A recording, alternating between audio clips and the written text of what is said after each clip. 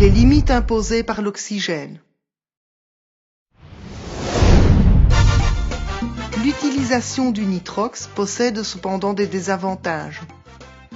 Lorsqu'un mélange nitrox contenant 32% d'oxygène atteint une pression de 2 atmosphères, sa pression partielle est égale à 32% de 2 atmosphères, c'est-à-dire 0,64 atmosphères.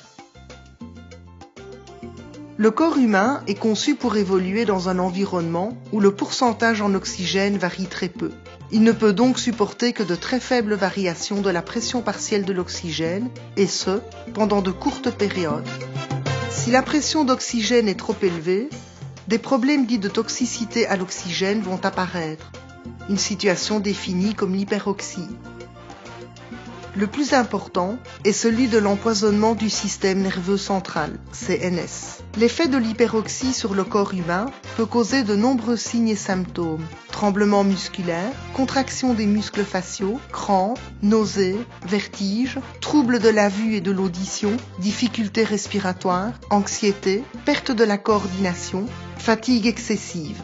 Finalement, l'hyperoxie conduira à une crise convulsive similaire à une crise épileptique. La crise commencera par des contractions et un raidissement du corps, suivi d'une phase de convulsion violente. Lors d'une crise, les victimes perdent conscience et reviennent à elles peu de temps après. Une crise convulsive sous l'eau pourra mener à une noyade. Il est donc évident que les plongeurs devront tout faire pour prévenir l'apparition d'une telle crise.